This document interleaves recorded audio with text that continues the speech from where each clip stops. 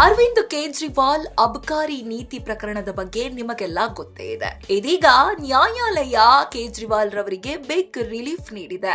ಅದೇನಂತೀರಾ? ಇಲ್ಲಿದೆ ನೋಡಿ complete details.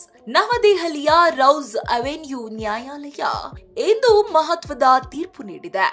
Aam Aadmi ಪಕ್ಷದ ನಾಯಕ ಹಾಗೂ ದೆಹಲಿಯ ಮಾಜಿ ಮುಖ್ಯಮಂತ್ರಿ ಅರವಿಂದ್ ಕೇಜ್ರಿವಾಲ್, ಮಾಜಿ ಉಪಮುಖ್ಯಮಂತ್ರಿ ಮನೀಶ್ ಸಿಸೋಡಿಯಾ ಸೇರಿದಂತೆ 23 ಜನರನ್ನು ದೆಹಲಿ ಅಬಕಾರಿ ನೀತಿ ಪ್ರಕರಣದಲ್ಲಿ ದೋಷಮುಕ್ತರೆಂದು ಘೋಷಿಸಿದೆ. ಕೇಂದ್ರೀಯ ತನಿಖಾ ದಳವು ಈ ಪ್ರಕರಣದಲ್ಲಿ ಹಲವರ ವಿರುದ್ಧ ಆರೋಪಗಳನ್ನ ದಾಖಲಿಸಿತ್ತು. ಆದರೆ ವಿಶೇಷ ನ್ಯಾಯಾಧೀಶ ಜಿತೇಂದರ್ ಸಿಂಗ್ ಸಾಕ್ಷ್ಯಾಧಾರಗಳ ಕೊರತೆಯಿಂದ ಎಲ್ಲರನ್ನೂ ದೋಷಮುಕ್ತಗೊಳಿಸಿದ್ದಾರೆ.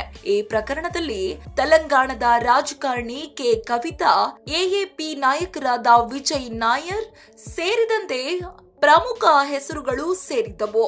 ನ್ಯಾಯಾಲಯದ ತೀರ್ಪಿನಿಂದ ಅರವಿಂದ್ ಕೇಜ್ರಿವಾಲ್ ಮತ್ತು ಮನೀಶ್ ಸಿಸೋಡಿಯಾ ಅವರಿಗೆ ದೊಡ್ಡ ರಾಜಕೀಯ ಹಾಗೂ ಕಾನೂನು ಜಯ ದೊರೆತಂತಾಗಿದೆ. ದೆಹಲಿಯ ಅಬಕಾರಿ ನೀತಿ ಪ್ರಕರಣವು ಕಳೆದ ಕೆಲವು ವರ್ಷಗಳಿಂದ ದೇಶದ ರಾಜಕೀಯದಲ್ಲಿ ಚರ್ಚೆಯ ಕೇಂದ್ರವಾಗಿತ್ತು. ಇಂದಿನ ತೀರ್ಪು ಆಮ್ ಆದ್ಮಿ ಪಕ್ಷದ ನಾಯಕರಿಗೆ ಹೊಸ ಶಕ್ತಿ ನೀಡುವ ಸಾಧ್ಯತೆ ಇದೆ. ಮುಂದಿನ ದಿನಗಳಲ್ಲಿ ಈ ತೀರ್ಪು ರಾಜಕೀಯ ಸಮೀಕರಣಗಳ ಮೇಲೆ ಹೇಗೆ ಪರಿಣಾಮ ಬೀರುತ್ತದೆ ಎಂಬುದನ್ನು ಕಾದು ನೋಡಬೇಕಾಗಿದೆ. ಇದಾಗಿತ್ತು ಈ ಹೊತ್ತಿನ ಪೊಲಿಟಿಕಲ್ ಅಪ್ಡೇಟ್ಸ್. ಇನ್ನಷ್ಟು ಅಪ್ಡೇಟ್ಸ್ಗಾಗಿ ನೋಡ್ತಾ ಇರಿ ಸಪ್ತಾಶ್ವ ಟಿವಿ.